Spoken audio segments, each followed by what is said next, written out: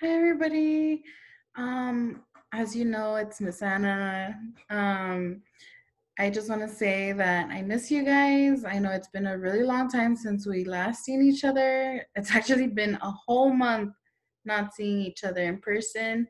I just hope that you guys are staying safe and we're practicing social distancing. It's very important right now.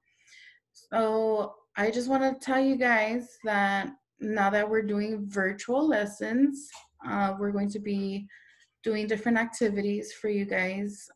Hopefully, you guys can do them at home to give you guys some time to keep you busy. So I know I left off with learning about Roald Dahl. He is one of the major authors out there. I know you guys have watched and read BFG, James and the Giant Peach, Charlie and the Charlie Chocolate Factory. Um, and I did say we were going to start reading a book called The Witches. Unfortunately, I haven't been able to find that one online with pictures. So we are going to transition to another book by Roald Dahl. It's called Ezio Trot. Um, and it's a really good story. I read it and I hope that you guys like it too. So let's go ahead and start doing that. Let me go ahead and share my screen with you guys. That way you guys can read along with me. So Ezio Trot. The illustrations are by Quentin Blake. He's the major partner with Roald Dahl. They work together on, you know, making the whole book work on its own. So let's start.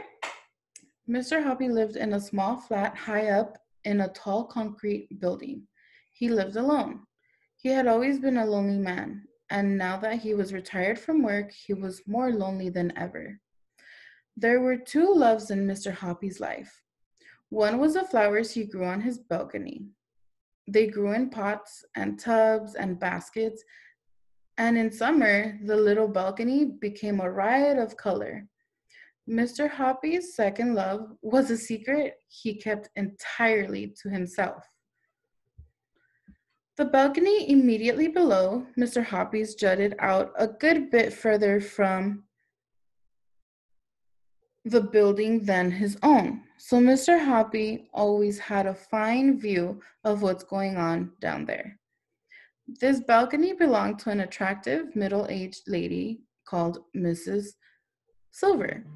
Mrs. Silver was a widow who also lived alone, and although she didn't know it, it was she who was the object of Mr. Hoppy's secret love. He had loved her from his balcony for many years, but he was a very shy man, and he had never been able to bring himself to give her even the smallest hint of his love.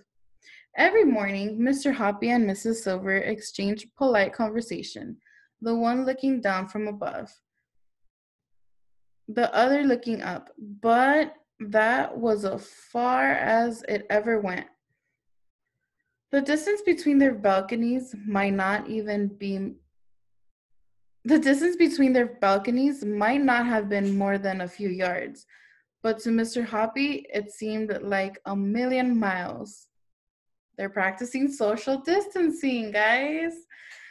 So he longed to invite Mrs. Silver up for a cup of tea and a biscuit, but every time he was about to form the words on his lips, his courage failed him.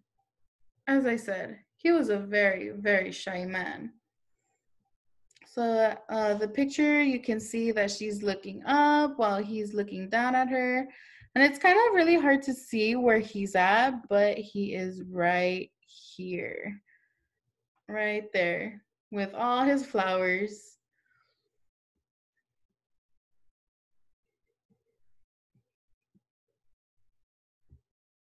Oh, if only, he kept telling himself, if only he could do something tremendous, like saving her life or rescuing her from a gang of armed thugs.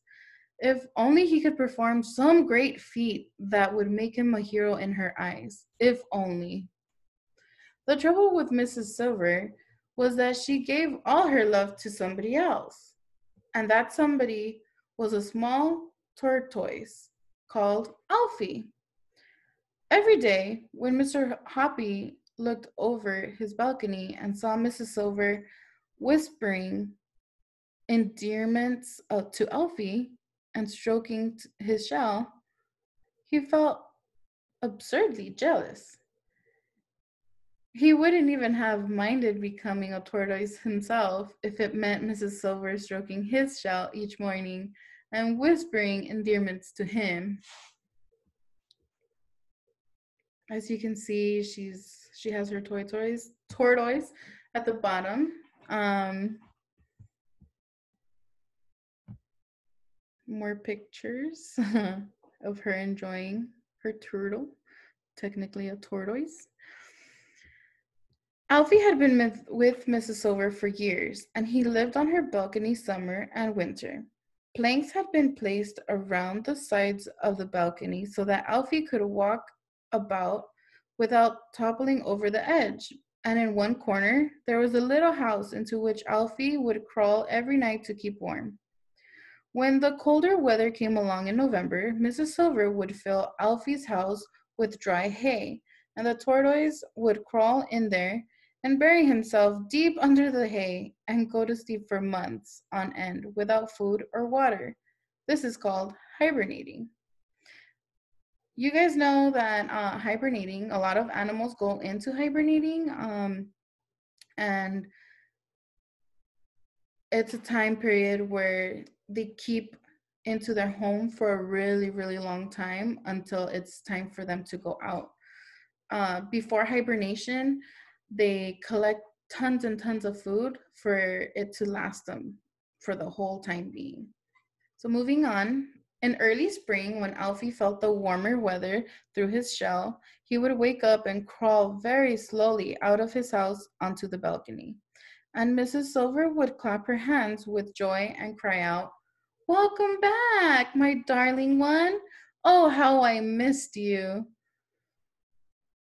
It was at times like these that Mr. Hoppy would wish more than ever that he could change places with Alfie and become a tortoise.